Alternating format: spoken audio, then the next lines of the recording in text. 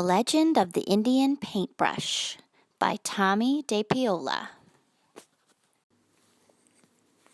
Many years ago, when the people traveled the plains and lived in a circle of teepees, there was a boy who was smaller than the rest of the children in the tribe. No matter how hard he tried, he couldn't keep up with the other boys, who were always riding, running, shooting their bows, and wrestling to prove their strength. Sometimes his mother and father worried for him. But the boy, who was called Little Gopher, was not without a gift of his own. From an early age, he made toy warriors from scraps of leather and pieces of wood, and he loved to decorate smooth stones with red juices from berries he found in the hills. The wise shaman of the tribe understood that Little Gopher had a gift that was special. "Do not struggle, Little Gopher. Your path will not be the same as the others. They will grow up to be warriors. Your place among the people will be remembered for a different reason." And in a few years, when Little Gopher was older, he went out to the hills alone to think about becoming a man, for this was the custom of the tribe. And it was there that a dream vision came to him. The sky filled with clouds, and out of them came a young Indian maiden and an old grandfather.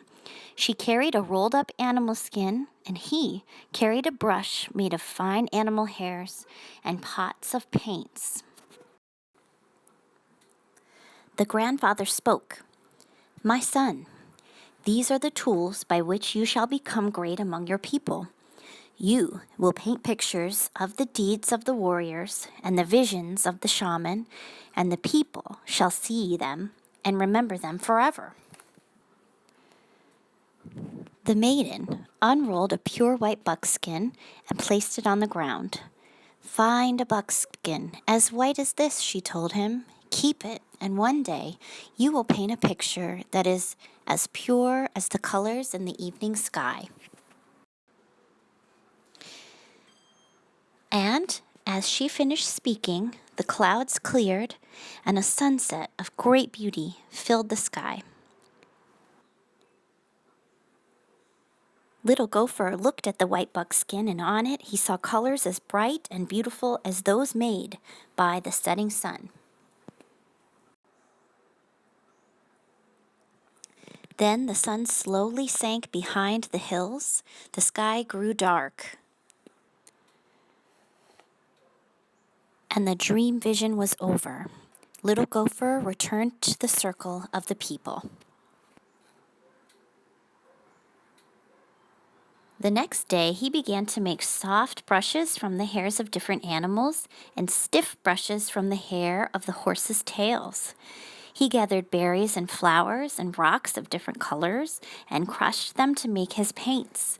He collected the skins of animals, which the warriors brought home from their hunts. He stretched the skins on wooden frames and pulled them until they were tight.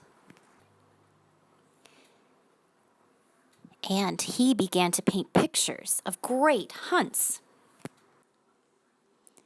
of great deeds, of great dream visions, so that the people would always remember. But even as he painted, Little Gopher sometimes longed to put aside his brushes and ride out with the warriors. But always he remembered his dream vision, and he did not go with them. Many months ago, he had found his pure white buckskin, but it remained empty because he could not find the colors of the sunset. He used the brightest flowers, the reddest berries, and the deepest purples from the rocks, and still his paintings never satisfied him. They looked dull and dark. He began to go to the top of the hill each evening and look at the colors that filled the sky to try and understand how to make them. He longed to share the beauty of his dream vision with the people. But he never gave up trying, and every morning when he woke, He took out his brushes and his pots of paints and created the stories of the people with the tools he had. One night as he lay awake, he heard a voice calling to him, "Because you have been faithful to the people and true to your gift, you shall find the colors you are seeking.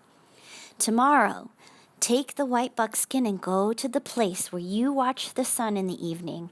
There on the ground, you will find what you need."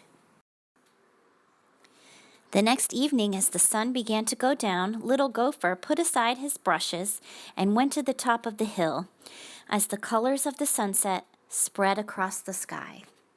And there, on the ground all around him, were brushes filled with paint, each one a color of the sunset. Little Gopher began to paint quickly and surely, using one brush, then another.